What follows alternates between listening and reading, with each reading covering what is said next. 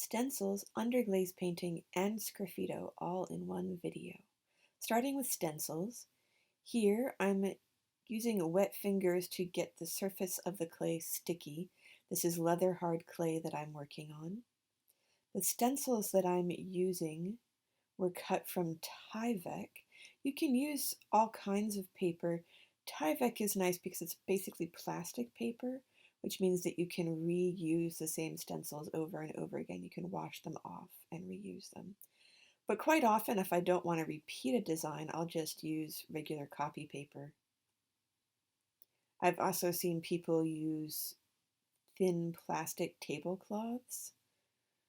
If you have access to a die cutting machine like a Cricut machine, you could always have a computer cut these for you. I cut these with an X-Acto knife and scissors. These are relatively simple. You can get quite complex with stencils as well. I often use stencils when I want to create a straight line because I'm not terribly good at painting straight lines.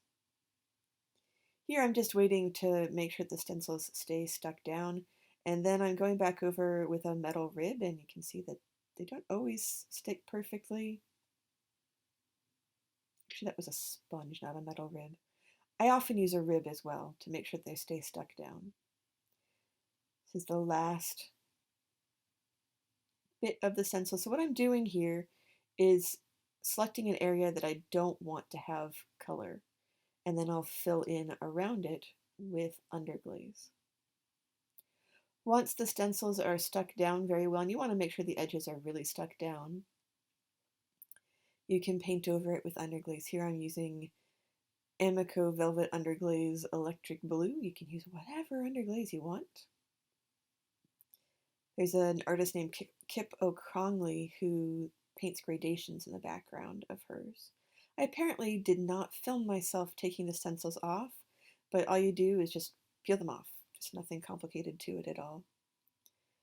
Here I'm using a pattern, a fabric pattern that I printed out on paper, and I'm just tracing over it. This is a great way of transferring a complex design to a surface. So I'm just using a pencil.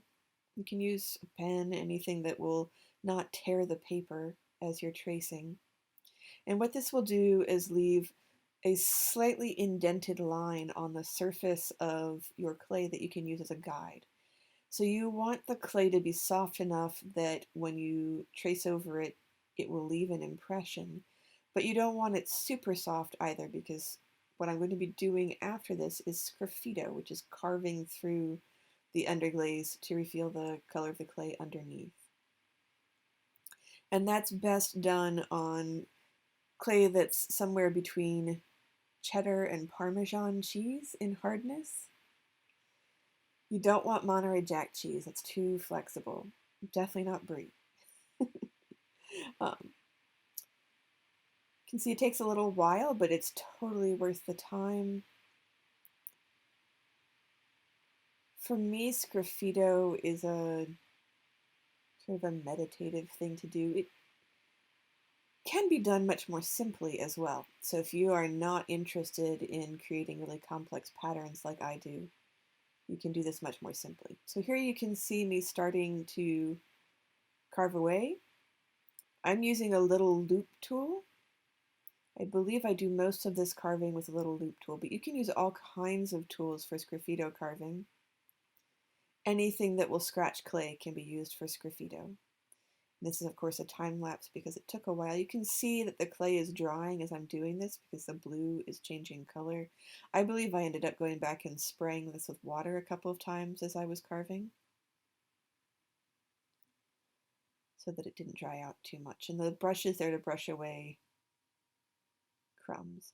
And to finish it off, I painted the area where the stencils had been with an underglaze design.